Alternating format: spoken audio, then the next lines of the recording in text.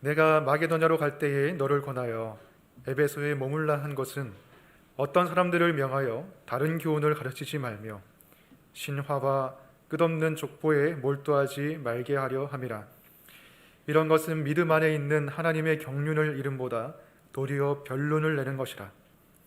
이 교훈의 목적은 청결한 마음과 선한 양심과 거짓이 없는 믿음에서 나오는 사랑이거늘 사람들이 이에서 벗어나 헛된 말에 빠져 율법의 선생이 되려 하나 자기가 말하는 것이나 자기가 확증하는 것도 깨닫지 못하는도다. 그러나 율법은 사람이 그것을 적법하게만 쓰면 선한 것임을 우리는 아노라. 알 것은 이것이니 율법은 옳은 사람을 위하여 세운 것이 아니요 오직 불법한 자와 복종하지 아니한 자와 경건하지 아니한 자와 죄인과 거룩하지 아니한 자와 망령된 자와 아버지를 죽이는 자와 어머니를 죽이는 자와 살인하는 자며 음행하는 자와 남색하는 자와 인신매매를 하는 자와 거짓말하는 자와 거짓 맹세하는 자와 기타 다른 교훈을 거스르는 자를 위함이니 이 교훈은 내게 맡기신 바 복되신 하나님의 영광의 복음을 따름이니라. 아멘. 자리에 앉아주시기 바랍니다.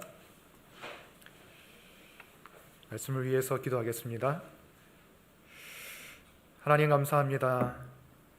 우리에게 하나님의 뜻을 이 기록된 말씀을 통해서 밝히 드러내 주시고 우리의 어두운 심령을 밝혀주시사 우리가 무엇이 옳은 길이고 무엇이 거룩한 길인지 알 수 있게 하심을 감사합니다. 오늘도 이 말씀 앞에 우리가 설 때에 겸손하고 가난한 마음으로 서기를 원합니다. 이 말씀이 우리의 마음판에 새겨져서 우리의 삶이 조금씩 하나님을 닮아 거룩해지고 또 하나님을 영화롭게 하는 삶이 될 수 있도록 성령 하나님 이 시간 주관하여 주시고 역사해 주시옵소서. 예수님 이름으로 기도합니다. 아멘. 네, 지난주에 디모데전서 시리즈를 시작하면서 유정 목사님께서 새해로 들어가는 시점에 우리의 믿음을 초기화하자, 즉 우리의 믿음의 기초를 다시 한번 확인하자라는 설교를 해주셨습니다. 오늘 설교도 그와 비슷한 맥락 가운데 있다고 생각하시면 되겠습니다. 새해를 시작하면서 핵심을 붙잡는 신앙에 대해서 오늘 살펴보려고 합니다. 무엇이든지 핵심을 놓치게 되면 시간과 에너지만 낭비하게 되고 좋은 결과를 얻지 못하게 되죠. 작년에 수능이 있었는데 수능을 준비하는 학생의 경우에 만약에 가르치는 선생님이 핵심을 가르치기보다는 수업 시간에 자신이 군대 갔다 온 얘기라든지 연애를 어떻게 했는지 그런 것만 이야기한다면 공부를 제대로 할 수가 없을 것입니다. 그런데 문제는 교회에서도 그러한 일이 일어나고 있다는 것이죠. 성경을 가르치는 사람이나 배우는 사람이나 핵심에는 별로 관심이 없고 곁가지와 주변적인 내용에만 몰두하면서 신앙생활을 허비하는 경우가 있다는 것입니다. 그것은 비록 오늘날만의 문제가 아니라 바울의 시대에도 동일한 경우가 일어나고 있다는 것을 우리가 볼 수 있습니다. 오늘 본문에서 바울은 그러한 교회의 모습을 보고서 크게 두 가지를 디모데에게 말해주고 있습니다. 첫 번째, 지금 에베소 교회의 성도들은 핵심에서 많이 빗나가 있다. 두 번째, 그렇다면 그 비본질적인 것이 아니라 핵심을 붙잡아야 되는데 핵심이 무엇인가에 대해서 바울이 전해주고 있습니다. 그래서 오늘 이 시간에는 본문의 흐름을 따라서 두 가지를 살펴보겠습니다. 첫 번째는 핵심에서 빗나간 신앙, 두 번째는 핵심을 붙잡는 신앙. 첫 번째로 핵심을 빗나간 신앙은 무엇인가? 3절부터 보시겠습니다. 내가 마게도냐로 갈 때에 너를 권하여 에베소에 머물라 한 것은 어떤 사람들을 명하여 다른 교훈을 가르치지 말며. 바울은 과거에 어떤 시점에 디모데에게 부탁했습니다. 에베소에서 계속 머무르면서 에베소에 있는 교인들을 돌봐달라고 부탁했습니다. 그 이유는 에베소 교회에 있는 어떤 사람들이, 즉 거짓 선생들이 바울이 애초에 전해준 것과 다른 종류의 교훈을 에베소에서 전하고 있었기 때문이죠. 바울은 디모데가 에베소 교회에 머무르면서 그 문제를 잘 해결해 주기를 바랐습니다.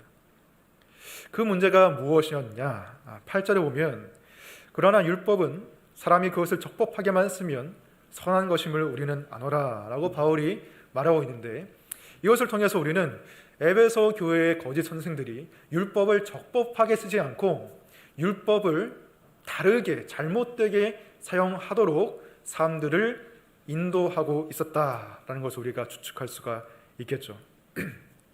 율법이 무엇입니까? 율법은 성경 안에 기록된 하나님의 명령들이죠. 이것을 하라, 저것은 하지 말라라고 하는 명령들이 모두 율법이라고 할 수 있는데, 성경에 나와 있는 율법은 크게 세 가지로 정리할 수가 있습니다. 첫 번째는 시민법이라고 하는 율법인데, 이것은 구약시대의 이스라엘이라는 한 나라를 운영하기 위해서 필요했던 법입니다. 주로 재판을 어떻게 할 것인가, 이런 거에 관한 법이 많은데, 이것은 구약시대의 이스라엘이 멸망하면서 더 이상 우리는 지키지 않아도 되는 종류의 법이에요. 두 번째는 의식법이 있습니다. 이것은 정결과 부정에 관한 법이고, 그리고 우리가 어떻게 하나님께 나아갈 수 있는지, 제사를 어떻게 드려야 하는지에 대한 법이 의식법인데, 이것은 우리가 하나님 앞에 나아갈 수 있도록 길을 열어주신 예수님께서 모두 성취하신 법이기 때문에 더 이상 신약 백성의 우리는 지키지 않아도 되는 종류의 법이에요.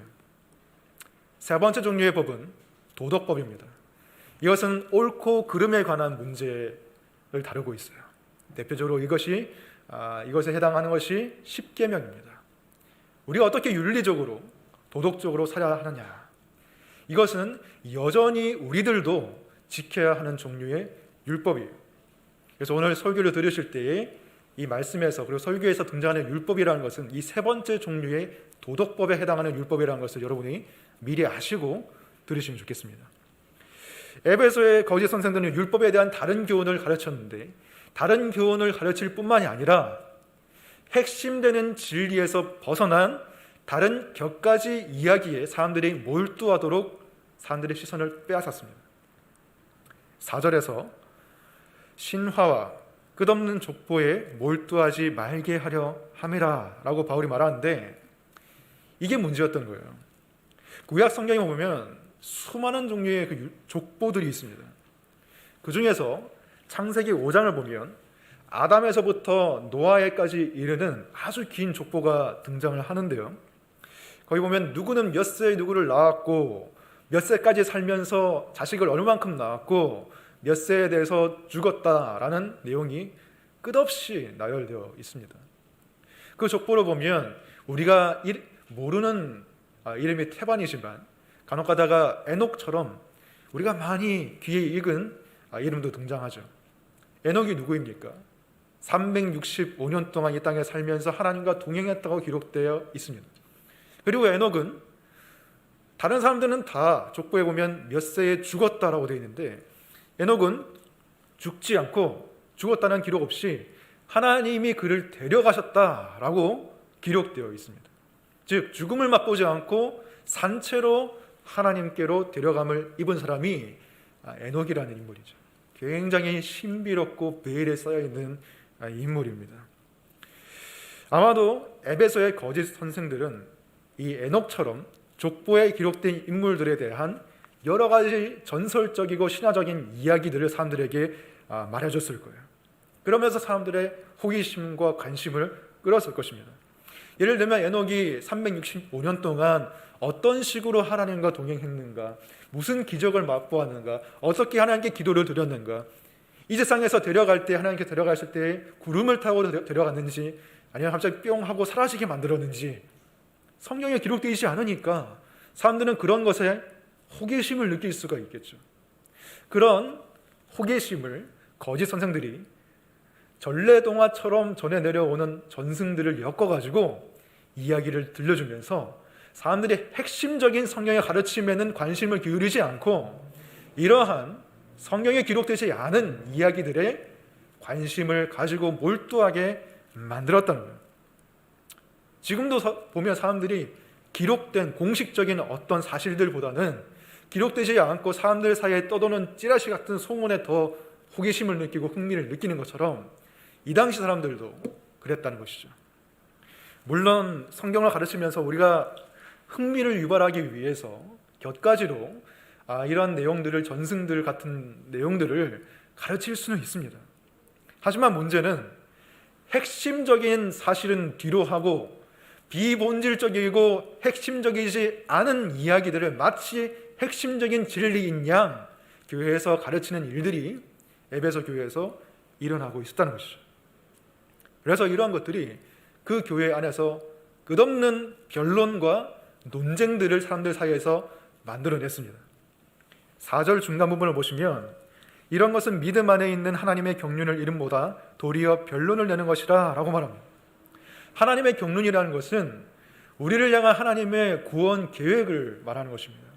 하나님의 구원 계획, 그 거대한 계획에 따라서 우리가 순종하고 우리가 거룩하게 하나님을 닮아가는 것에는 아무 상관이 없이 사람들 사이에 그런 확실하지 않은 이야기를 두고서 다투고 논쟁하고 이게 맞다 저게 맞다 이런 일들이 벌어지게 했다는 것입니다. 바울은 그 모든 것들이 핵심에서 빗나가 있다고 말합니다. 5절 말씀을 보시면 이 교훈의 목적은 청결한 마음과 선한 양심과 거짓이 없는 믿음에서 나오는 사랑이거늘 이라고 말합니다.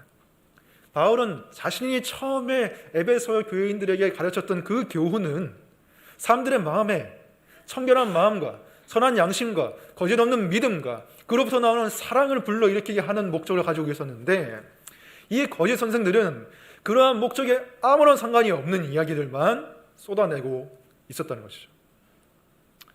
청결한 마음, 선한 양심, 거짓 없는 믿음, 이것은 간단하게 말하면 죄로부터 멀리하는 삶을 말하는 것이죠. 죄에서 멀어지는 마음, 그리고 거기로부터 나오는 사랑은 죄에서는 멀어지고 하나님을 사랑하고 이웃을 사랑하는 것을 말합니다. 죄에서는 멀어지고 하나님을 사랑하고 이 결과를 낳도록 가르쳐야 되는데 거짓 선생들은 그냥 사람들의 헛된 호기심만 충족시켜주고 자신의 위상만 드러내는 거기에 관심을 가지고 있었다는 거예요. 오늘날에도 성도들을 핵심적인 진리에서 벗어나게 하는 거짓 선생들이 많이 있습니다. 요즘에는 이러한 거짓 선생들이 지역교회 안에서 활동도 할 수 있지만 그보다는 인터넷과 페이스북이란 이런 SNS나 유튜브 상에서 많은 활동을 하고 있습니다. 그 중에서 사람들의 관심을 가장 많이 끄는 것은 요한계시록, 종말론에 관한 이야기죠. 에베소의 거짓 선생들은 성경의 첫 부분에 기록되어 있는 족보들을 가지고 사람들을 미혹하고 다른 데 몰두하게 했다면 지금의 거짓 선생들은 성경의 마지막 부분에 기록되어 있는 요한계시록을 가지고 사람들을 미혹시키고 또 빗나가게 만들고 있습니다. 그들의 특징은 무엇인가 하면은 뭔가 굉장한 확신에 차서 말하고 있어요. 불확실한 게 하나도 없어요. 모든 것을 꿰뚫고 있고 이 사람들은 모든 것을 알고 있다고 말합니다. 그런데 정작 자신이 무슨 말을 하는지 자신도 정확히 몰라요. 6절, 7절 말씀을 보면 사람들이 이해에서 벗어나 헛된 말에 빠져 율법의 선생이 되려 하나 자기가 말하는 것이나 자기가 확증하는 것도 깨닫지 못하는도다. 사람들에게 확증하면서 말하지만 자신도 깨닫지 못하는 것을 말하고 있다는 거예요. 요한계시록에는 우리가 쉽게 해석하기 어려운 말씀들이 굉장히 많습니다. 666이 무엇인지, 재앙들이 많이 나오는데 그 재앙이 누구에게 어떤 식으로 언제 임하는 것인지, 천년 왕국은 언제 어떻게 이루어지는 것인지, 지금도 여전히 사람들이 해석이 분분한 내용들이 많이 있습니다. 근데 거짓 선생들은 그것을 자기들이 다 알고 있다고 말하고 다 꿰뚫고 있다고 말하면서 사람들을 미혹시키죠. 그리고 비본질적인 이야기들로 사람들을 유인합니다. 666이 무엇이냐? 베리칩이다. 베리칩을 받으면 지옥에 간다. 아마겟돈 전쟁이 곧 일어난다. 거기에 인도와 중국의 군대가 동원될 것이다. 적그리스도가 누구냐? 일루미나티라는 어떤 세계 정부다. 이런 식으로 요한계시록에 갖가지 사실을 다 끼워 맞추면서 사람들이 본질적인 내용이 아니라 곁가지 관심을 기울이게 만들고 쓸데없는 데 시간을 낭비하게 만듭니다. 그런 것을 가르치는 영상이나 글의 댓글을 보면은 사람들이 이것이 맞다 저것이 맞다 막 싸우면서 막 누구는 동조하고 누구는 반대하면서 시간을 너무나 낭비하고 있어요. 너무나 안타까운 마음이 듭니다. 핵심에도 시간을 기울여도 모자란 판인데 비본질적인 것들에 자신의 에너지와 시간을 쏟고 있는 거죠. 요한계시록에 대한 잘못된 해석 외에도 교회를 시끄럽게 하고 교회에 분란을 일으키고 변론과 논쟁을 일으키는 것이 있다면 정치라고 생각합니다. 정치에 과도하게 몰두한 사람들은 마치 정치를 통해서 하나님의 나라가 이 땅에 임할 것처럼 생각하는 경향이 있어요. 어떤 정치인이나 어떤 정당의 표를 얻어야만 이 땅에 하나님의 나라가 임하는 것처럼, 어떤 법안이 통과돼야 또는 어떤 법안이 통과되지 않아야 이 땅에 하나님의 나라가 임할 것처럼 그들은 가르칩니다. 그러나 여러분, 정말 정치를 통해서 하나님의 나라가 이 땅에 임할 수 있다면 예수님은 애초에 십자가로 가시지 않으셨을 거예요. 예수님은 오히려 그 당시 사람들도 많은 사람들이 정치에 관심을 가지고 있었는데, 예수님은 하나의 정치인으로 생각하고 있었는데, 예수님은 그들을 잘 선동해서 이스라엘의 왕으로, 로마의 황제로 예수님은 그렇게 사셨을 거예요. 하지만 예수님은 거기에 비전이 있지 않았어요. 예수님의 비전은 정치가 아니라 복음을 통해서, 십자가의 복음을 통해서 사람들의 마음이 영원히 변화되고 구원받고 그들의 교회를 이루어서 교회의 공동체가 이 땅 가운데 하나님 나라의, 하나님 말씀의 통치를 받는 백성들의 모습을 보여주면서 사는 것, 영혼들을 구원하고 그들을 천국으로 이끄는 것, 그것이 예수 그리스도의 비전이었습니다. 이것이 핵심이에요. 물론 정치는 우리의 삶에 아주 큰 영향을 끼치는 중요한 사안입니다. 하지만 그리스도인에게는 우선순위가 있습니다. 복음이 첫 번째고 그 다음에 무언가가 올 수가 있는 거예요. 정치는 법과 시스템을 고칠 수는 있지만 사람들의 마음을 바꾸지 못합니다. 사람들의 마음을 바꾸고 영혼을 구원할 수 있는 것은 오직 복음밖에 없습니다.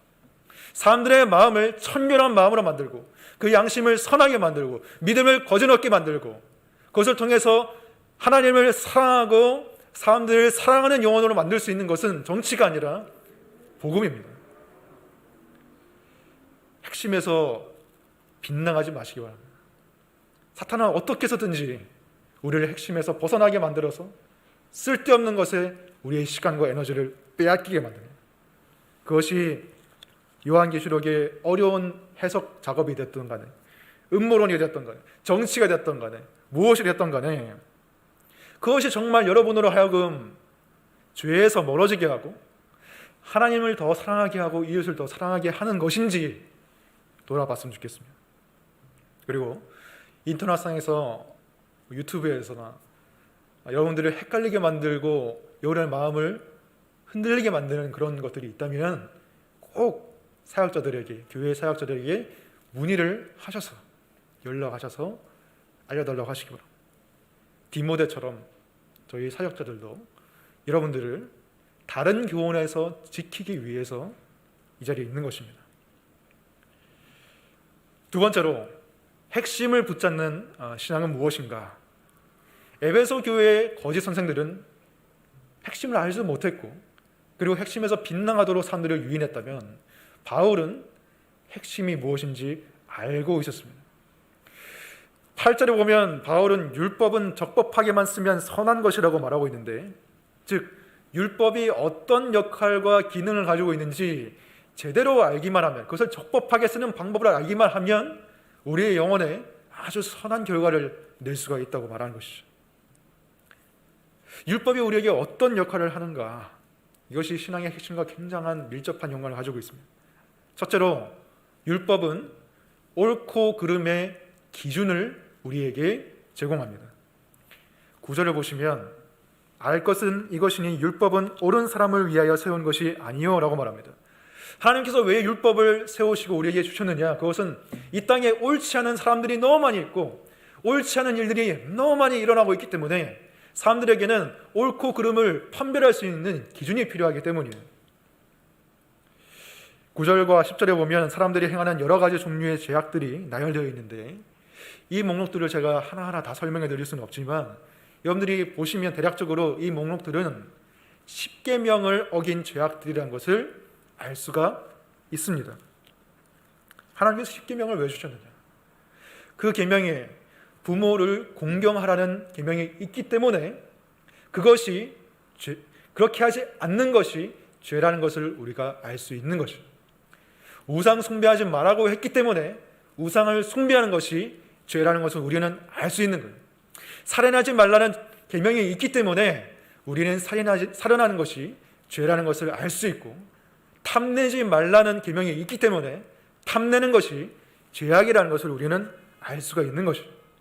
물론 사람들의 마음에 하나님이 양심을 주셨기 때문에 어느 정도는 사람들이 죄악을 판별을 할 수는 있으나 양심은 무뎌질 수도 있고 타락할 수도 있고 얼마든지 변할 수 있는, 그리고 옳고 그름에 대한 명확한 근거는 성경과 거기에 기록된 율법만이 우리에게 제공할 수가 있는 것이에요.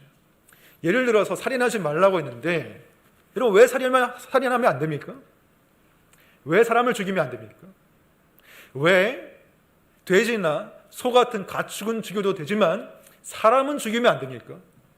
식물은 꺾어야 되는데 왜 사람 다리는 분지르면 안 됩니까? 사람이 더 고도로 진화한 생명체이기 때문에 그렇습니까? 그것이 맞다면 과학에서는 사람이나 동물이나 다 같은 공통조상에서 나왔다고 하는데, 같은 공통조상에서 나왔으면 같은 생명의 가치를 가지고 있는 게 아닐까요? 만약에 침팬지나 인간이나 다 같은 영장류인데 왜 인간이 더 침팬지보다 더 생명의 가치가 고귀한 것입니까? 단순히 지능이 더 높아서? 그러면 지능이 낮은 아직 아기인 인간이나 지적 장애인 같은 경우에는 그러면 살인해도 됩니까?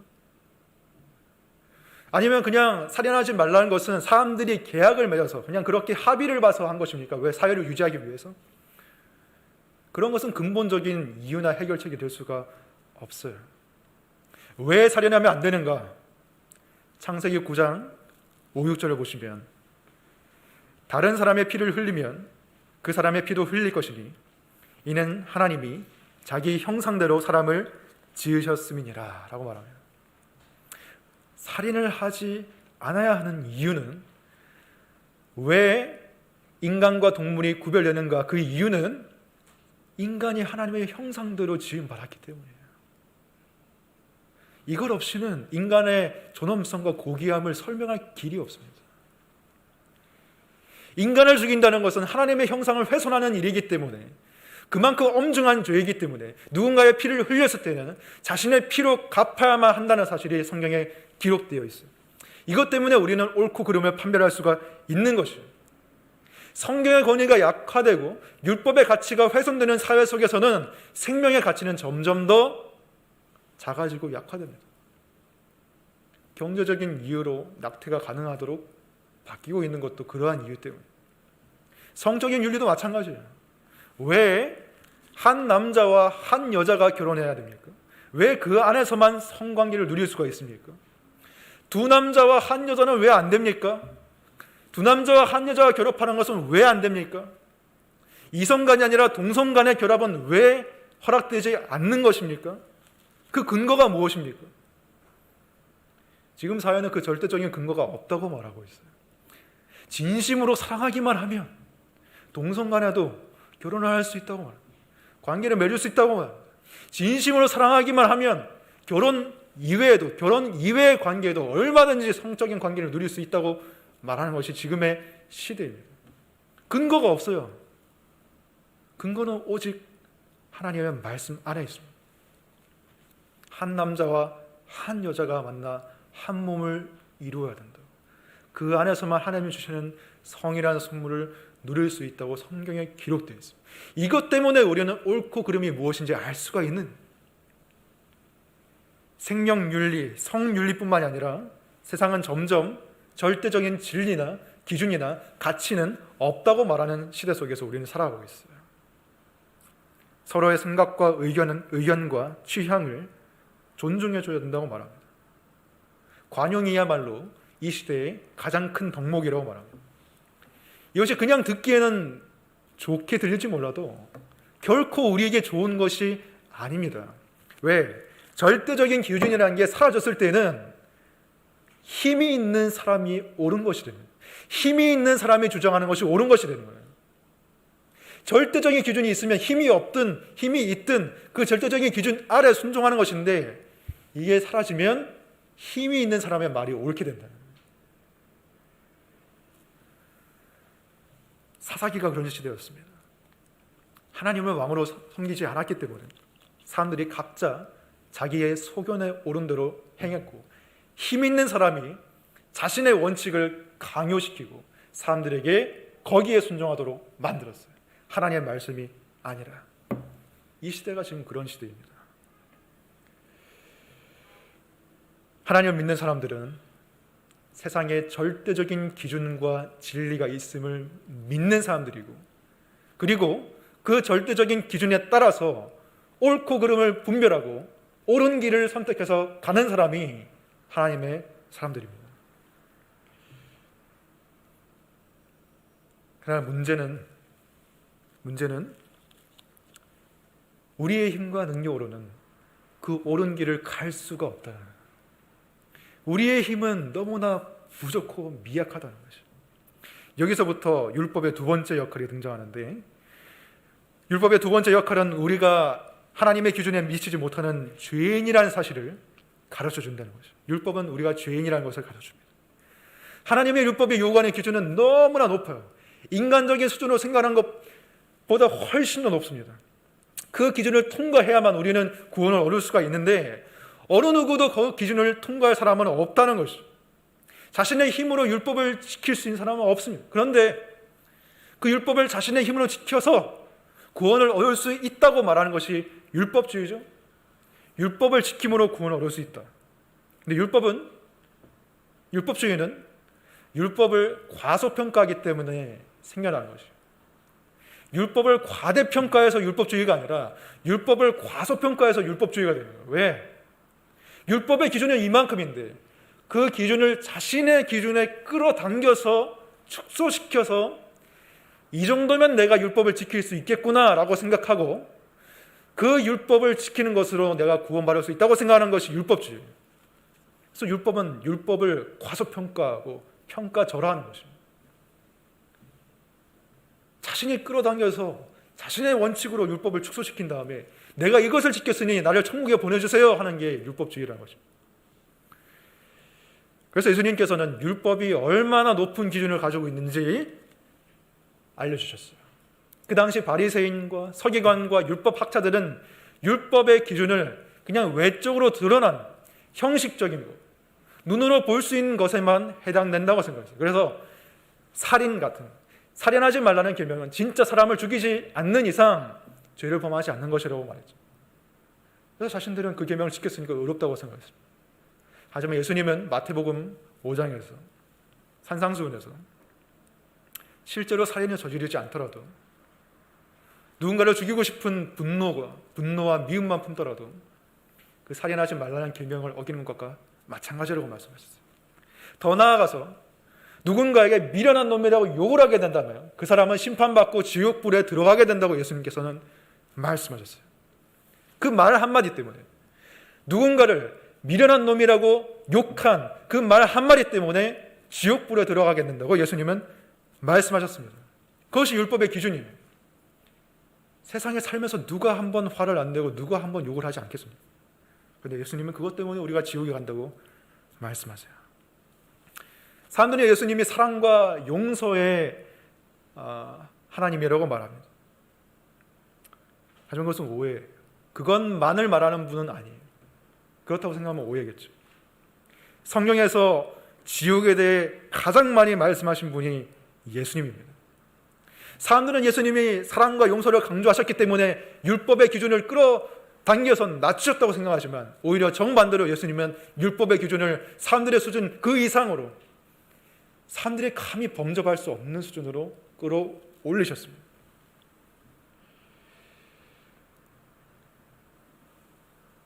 그러다 보니까 사람들은 사실 율법을 생각하면 사실 부정적인 생각이 더 많이 드는 게 사실입니다.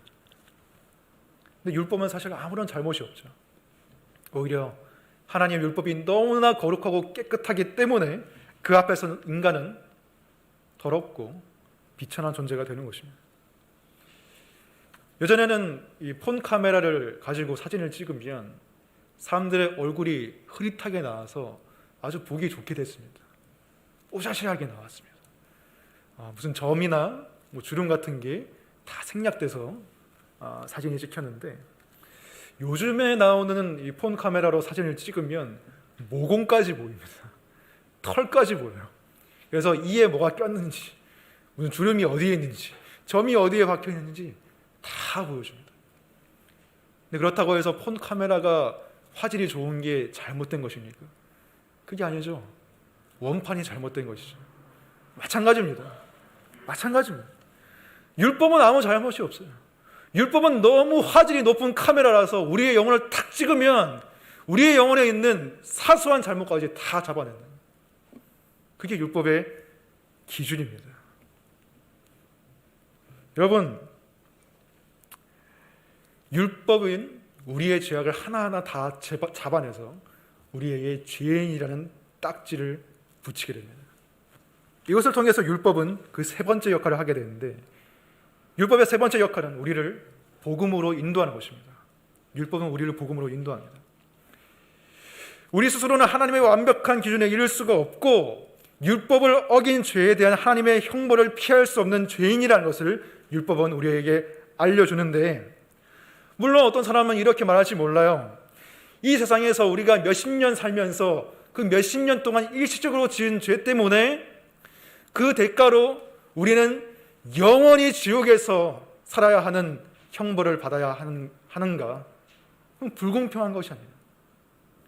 우리는 일시적인 삶을 살면서 율법을 어긴 것뿐밖에 없는데, 그 대가로는 영원한 형벌을 받아야 되는 게 어떻게 공평하다고 할 수 있느냐라고 말할 수 있어요.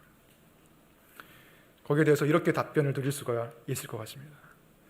우선 하나님께서는 조금의 죄도 눈 감아 주실 수가 없고 그냥 넘어가실 수가 없는 분이에요. 매정해서가 아니라 공의로우시기 때문에 그런 것이에요. 이런 재판할 때 판사가 죄를 그냥 눈 감아주고 대충 넘어가는 판사가 앉아있으면 그 판사를 판사로 존경할 수가 있겠습니까? 존경하시는 재판장님이라고 말할 수 있겠습니까? 없어요. 인간 재판장도 그런데 하물며 하나님은 어떻겠습니까? 우주 만물의 모든 것을 심판하시는 하나님은 조금의 죄도 용납하실 수가 없어요. 근데 그 죄에 대한 형벌이 왜 영원이어야 하는가? 왜 영원히 형벌을 받아야 되는가? 그것은 율법을 어긴 죄는 궁극적으로 모두 영원하신 하나님에 대한 죄이기 때문이에요. 여러분, 곤충한테 짓는 죄와 강아지한테 짓는 죄와 사람한테 짓는 죄의 무게가 다릅니다. 각각 형량이 달라요. 사람한테 짓는 죄에 대한 형량이 제일 무겁겠죠. 왜? 그 가치가 다르니까요. 근데 여러분, 사람한테 짓는 죄보다 더 무거운 것이 있다면 그것은 사람을 지으신 영원하신 하나님에 대한 죄일 것입니다. 그 대상의 무게에 따라서 죄의 값도 정해지는 것입니다. 하나님과 인간 사이의 그 갭, 차이, 그것은 우리가 계산할 수가 없는 것이죠. 창조주와 피조물 간의 그 차이는, 그 존재 가치의 차이는 영원한 것이죠. 무한한 것이죠. 그렇기 때문에 무한과 영원 가운데서 형벌을 받는 것입니다. 이것을 생각할 때 우리는 율법 앞에서 절망하게 되죠. 나는 율법을 지킬 수도 없고, 나는 율법을 지키지 못해서 영원한 형벌을 받을 수밖에 없는 죄인이라는 것을 율법은 우리에게 알려주고 있습니다. 우리를 절망시킵니다. 우리를 애통하게 합니다. 근데 우리가 그 팔복에서 본 것처럼 자신의 죄 때문에, 자신의 상태 때문에 애통하고 절망하는 그 영혼에게 위로가 있고 소망이 있습니다. 자신에게 절망했을 때 예수 그리스도 안에서 소망을 찾을 수가 있다는 것이죠. 자신의 능력으로 구원받을 수 없음을 아는 사람이 예수 그리스도의 능력을 의지할 수가 있습니다. 하나님의 율법을 통해서 우리가 죄인이고 멸망받을 수밖에 없다는 것을 알려주시고 그걸로 끝 하신 게 아니에요. 우리 같은 죄인을 위해서 하나님의 아들을 이 땅에 보내시고 십자가에 죽게 하셨습니다. 우리 때문에. 우리가 지키지 못했던 율법의 그 모든 요구를 예수님이 다 지키시고, 우리가 율법을 지키지 못해서 받아야 하는 모든 형벌은, 모든 진노는 예수님이 십자가에서 다 받으셨어요. 이것이 하나님의 은혜이고, 이것이 복음이고, 이것이 우리가 붙들어야 할 핵심이고, 이것 때문에 우리는 구원을 받을 수가 있는 것입니다. 이것이 유일한 구원의 길입니다. 결국 율법은 이 복음으로 우리를 인도하기 위해서 우리에게 주어진 것이에요. 11절에 그것을 말하고 있습니다. 11절 말씀 보시면 이 교훈은 내게 맡기신 바 복되신 하나님의 영광의 복음을 따름이라. 율법을 가르치되, 율법에 대한 교훈을 가르치되 복음에 일치하게, 복음의 빛 아래에서 복음에 합치되게 가르쳐야 된다는 것입니다. 다시 말하면 율법을 통해 복음으로 나아갈 수 있도록 가르쳐야 한다는 것이죠. 이제 한 가지 문제만 해결하면 되겠습니다. 한 가지 문제를 넘어서면 되는데, 어차피 우리는 율법을 완벽하게 지킬 수도 없고, 율법을 지키는 우리의 행위가 아니라 우리를 구원하시는 하나님의 일방적인 행위에 의해서 우리가 구원받는 것이라면 굳이 율법을 철저히 지켜야 할까? 대충 인간의 수준에 맞게 인간적으로 신앙생활하고 인간적으로 나약하지만 하나님께서 다 봐주시고 천국에 우리를 데려가실 테니까 대충 그렇게 신앙생활을 하면 되지 않을까라고 생각하는데, 이것이 바로 반율법주의에 치우치는 삶이죠. 율법은 필요 없다, 무관심해도 된다, 적당히 지키면 살아도 된다, 어차피 천국 갈 거니까 그 전까지는 내가 원하는 대로 살아가자. 그러나 하나님께서 우리를 구원하신 이유가 무엇입니까? 하나님께서 우리를 구원하신 이유는 하나님의 법을 따라 살아가는 하나님의 백성과 자녀가 되게 하기 위함이에요. 만약 복음을 믿기 때문에 율법은 대충 지켜도 된다고 생각한다면 그것은 하나님의 은혜를 모욕하는 것이고 하나님의 은혜를 값싼 은혜로 만드는 것입니다. 우리의 노력 없이 구원받았기 때문에 하나님의 은혜를 값싸게 생각할 수 있지만 그것은 값싼 게 아니라 값비싼 것을 우리에게 값없이 주신 것이죠. 하나님의 인간이 되신 것이 어떻게 값싼 것입니까? 하나님의 아들이 십자가에 달리신 것이 어떻게 값싼 것입니까? 근데 우리는 종종 그것을 값싼 은혜로 만들고 있는 거예요. 기독교가 이 시대에 소금과 빛의 역할을 하지 못하고 욕을 얻어먹는 이유는 복음을, 하나님의 은혜를 값싼 것으로 만들어버렸기 때문이에요. 더 이상 율법을 지키려고 분투하지 않습니다. 율법을 지키려고 애쓰는 사람을 향해서 율법주의자라고 얘기합니다. 하지만 율법을 사랑하고 율법을 지키려고 애쓰는 것은 율법주의가 아닙니다. 시편 119편 127절에 보면 시편 기자가 이렇게 말합니다. 그러므로 내가 주의 계명들을 금 곧 순금보다 더 사랑하나이다. 이것은 단지 율법을 좋아하고 율법 읽기를 즐겨한다는 말이 아니고 내 취미는 성경 읽기다라고 말하는 것이 아니라 이 계명을 읽고 이 계명에 순종하고 사는 그 삶이 너무나 기쁘고 너무나 만족스럽고 이 율법을 나에게 주신 하나님이 너무나 그를 사랑하게 되는 거예요. 그것이 하나님의 계명을 순금보다 더 사랑한다는 뜻이에요. 율법에 순종하지 않으면 구원받은 여러분의 신분을 체험할 길도 없습니다. 율법에 순종하지 않으면 죄에서 해방된다는 것이 실질적으로 무엇을 말하는지 경험할 길이 없습니다. 율법에 순종하지 않으면 마음의 평안이나 만족이나 기독교인으로서의 기쁨을 누릴 수가 없습니다. 회개할 때만 내가 율법을 지키지 못해서 회개할 때만 기쁨을 얻는 것은 기독교인의 삶이 아니에요. 순종했을 때의 기쁨과 만족과 평안을 그것도 느끼는 것이 기독교인의 삶입니다. 그리고 순종하려는 분투 없이는 회개의 눈물도 없는 거예요. 여러분, 복음은 율법과 반대가 아닙니다. 복음은 율법과 반대가 아니에요. 왜 우리가 살아가면서 복음의 감격을 잃어버리고 하나님의 은혜에 구원받은 감격을 잃어버리게 됩니까? 그것은 복음에 무관심해서라기보다는 아이러니하게도 율법에 무관심하기 때문이에요. 율법에 무관심하고 율법에 순종하기보다는 그냥 늘 대충 타협하면서 살아가려고 하는 사람은 복음의 감격도 누릴 수가 없고 회개의 눈물도 흘릴 수가 없습니다. 거울을 들여다봐야 자기가 얼마나 더러운지를 알 수가 있고, 자기가 얼마나 더러운지 알아야 그것을 씻김받는 감격도 누릴 수가 있는데, 율법을 읽지도 않고 실천하지도 않으면 무슨 수로 자신이 죄인인지 알 수가 있다는 말입니까? C.S. 루이스가 이런 말을 했습니다. 선을 행하기 위해 치열한 노력을 기울여보기 전까지는 자기가 얼마나 악한 인간인지 깨닫지 못한다. 선하게 살려고 치열하게 분투하기 전까지는 자신 안에 있는, 그리고 외부로부터 오는 그 악한 힘이 얼마나 강력한지 알지 못한다는 거예요. 누군가를 미워하지 않기 위해서, 음란을 피하기 위해서, 가늠하지 않기 위해서, 탐내지 않기 위해서, 가난한 자를 구제하기 위해서, 우상 숭배하지 않기 위해서 치열한 노력을 기울이지 않기 때문에 우리는 오히려 자신이 그럭저럭 괜찮게 살아가고 있다는 착각에 빠진다는 것입니다. 율법의 기준을 자신의 삶의 수준에 맞춰서 끌어당겨서 축소시키는 것입니다. 하지만 우리가 하나의 율법이라도 제대로 순종하고자 노력한다면, 정말 내 마음과 뜻과 힘을 다해서 지켜보려고 결심한다면, 그 하나의 율법이라도 지키는 것이 얼마나 어려운가를 우리는 깨닫게 될 것이고요. 내 안에 미움 하나, 내 안에 음란한 하나, 내 안에 어떤 분노 하나, 내 안에 유혹 하나 다스릴 수 없는 무기력한 자, 죄인이라는 것을 다시 한번 깨닫게 될 것입니다.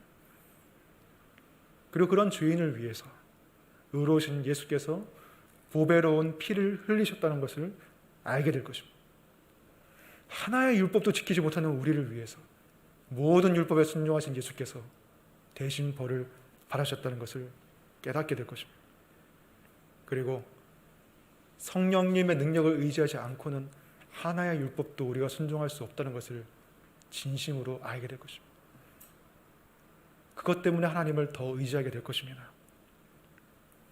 그러므로 율법을 지키기 위해서 온 마음과 정성과 뜻을 기울이는 삶, 그것이 핵심을 붙잡는 신앙의 모습입니다. 이제 말씀을 정리하겠습니다. 우리는 옳고 그름의 기준이 불확실한 시대 가운데 살아가고 있습니다. 그 시대 속에서 하나님이 주신 율법을 통해서 옳고 그름을 분별하고 옳은 길을 따라서 살아가시기 바랍니다. 십자가의 복음을 값싼 은혜가 아니라 값비싼 은혜로 받아들이시기 바랍니다.